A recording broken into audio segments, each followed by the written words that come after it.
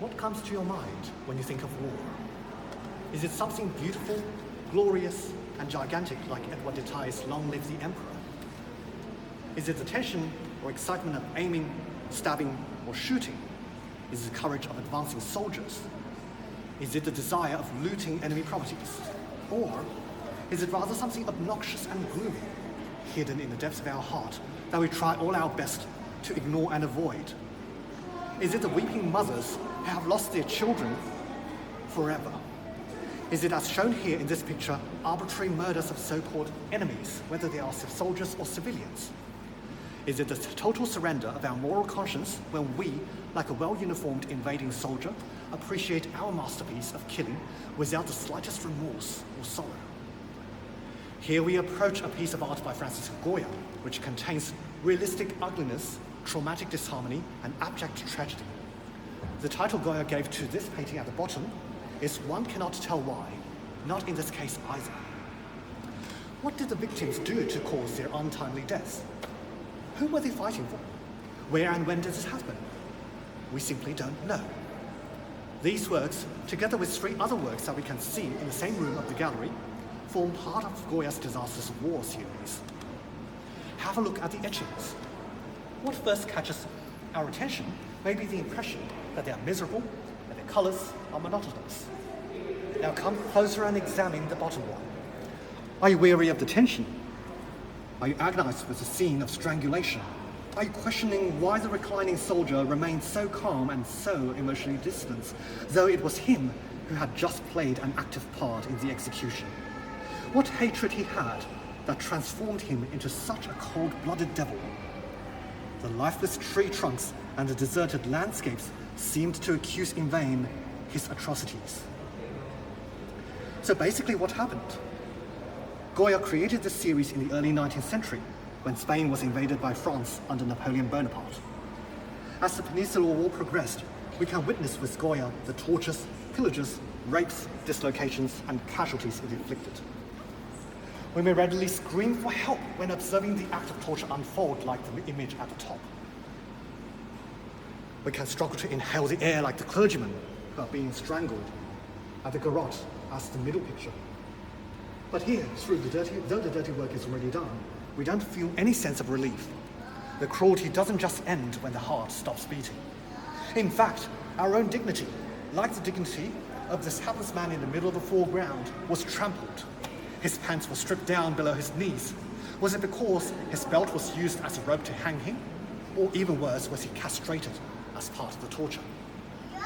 The arrogantly unmoved invader seems to dare us to see for ourselves, and even praise his gallant cowardice, gallant that he had claimed additional lives for the glory of France, cowardly for the excessive and disproportionate cruelty the victims endured.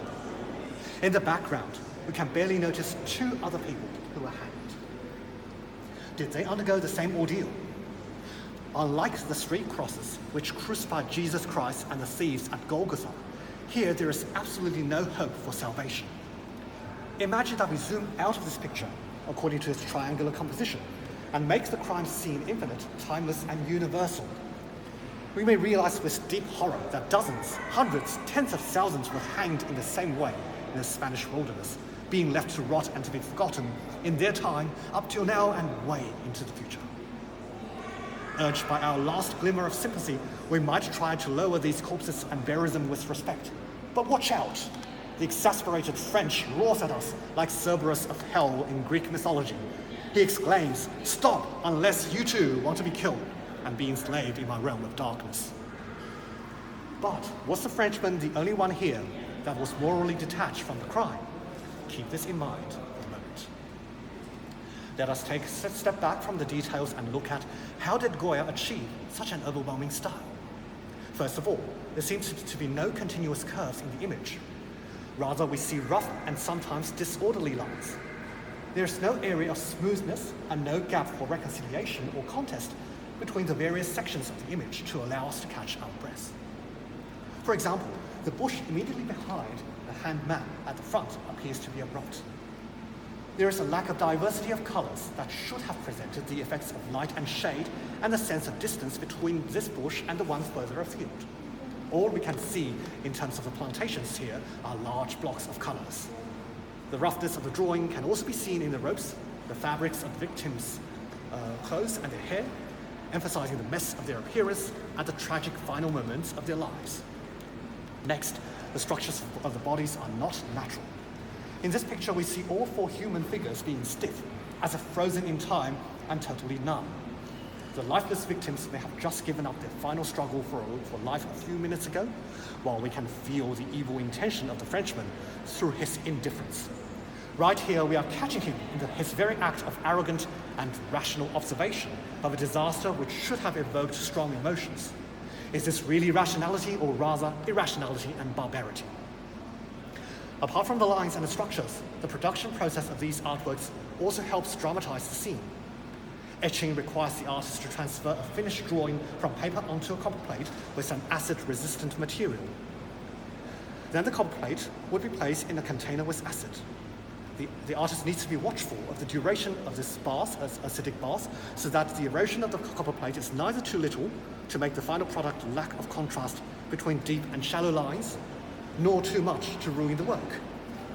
After cleaning, the engraved copper plate could be pressed onto a piece of paper or many pieces, like a stamp or a photocopy. Then we have the final image on the paper.